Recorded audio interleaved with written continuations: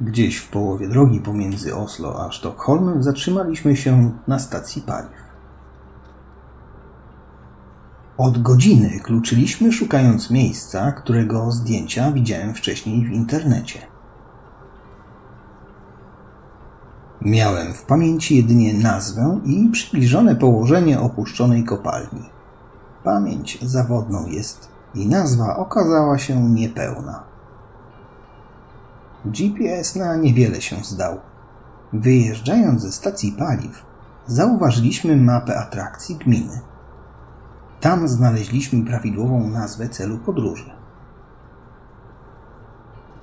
Co spowodowało, że chcieliśmy tam pojechać? Kilka dni wcześniej oglądaliśmy film, w którym w dziwnych okolicznościach znikali ludzie. Miejsca, w których ich szukano, do złudzenia przypominały te z internetu.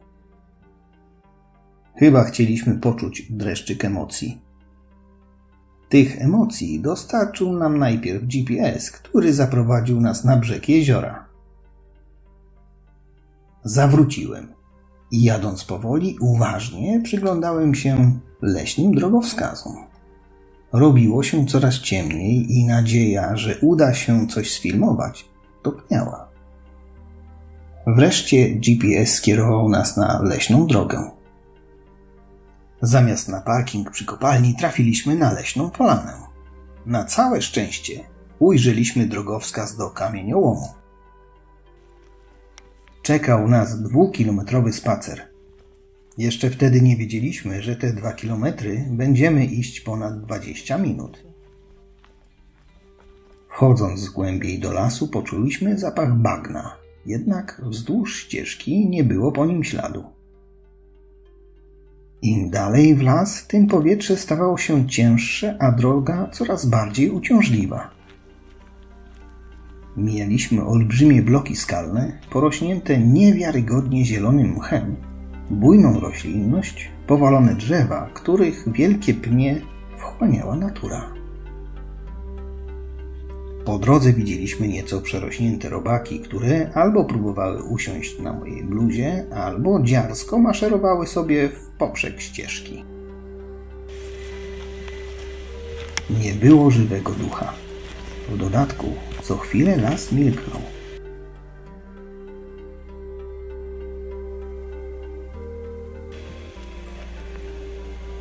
Grobowa cisza przeszywała ciało do kości.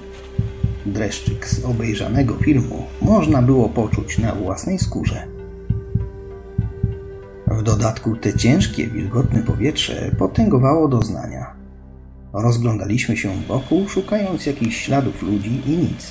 Tylko ta magiczna, nieskazana ręką człowieka przyroda.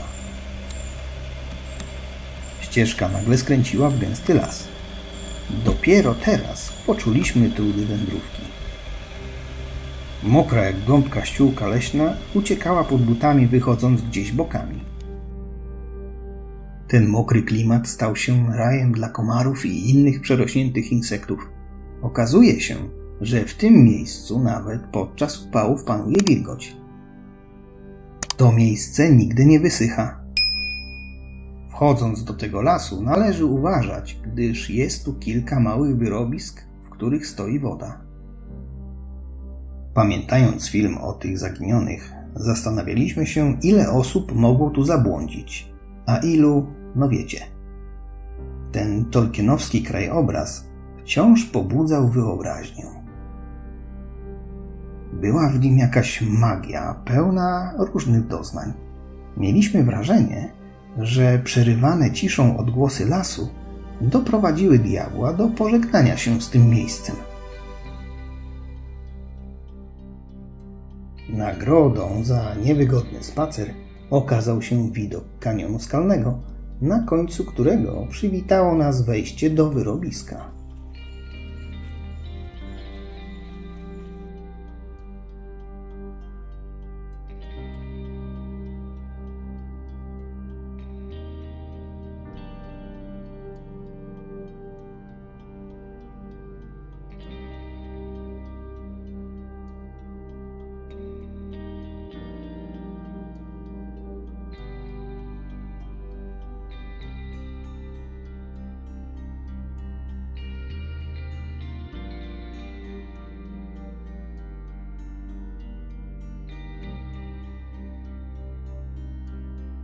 Po ponad 100 latach natura stworzyła tam festiwal wody, zieleni i skał.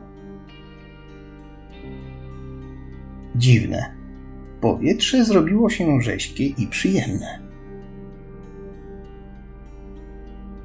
Było już po 21. Nie zabrałem kamery, a jedynie telefon ze stabilizatorem. Wiedziałem, że jakość filmu nie będzie wysoka. Pomimo to postanowiłem nagrać to, czego doświadczałem. Znajdowaliśmy się w środku lasu w kopalni wapienia. Sami zobaczcie, gdzie leży to miejsce.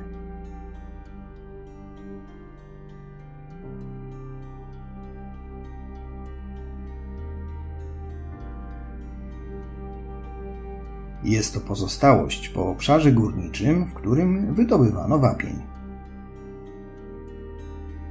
Uzyskiwano z niego wapno i klej. Kopalnia działała w XIX wieku na dość sporym obszarze. Samo wydobycie prowadzono w kilku kamieniołomach aż do 1905 roku.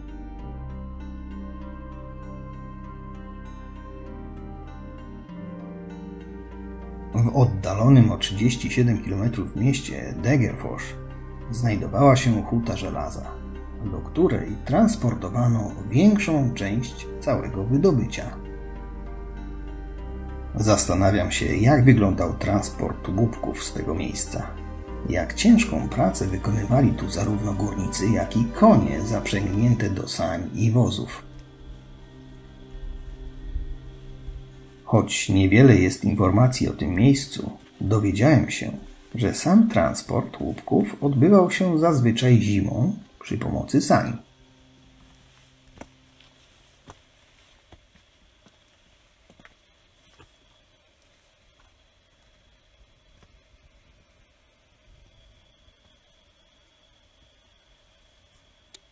Jest tu również palenisko, przy którym odpoczywali górnicy i prawdopodobnie spożywali posiłki.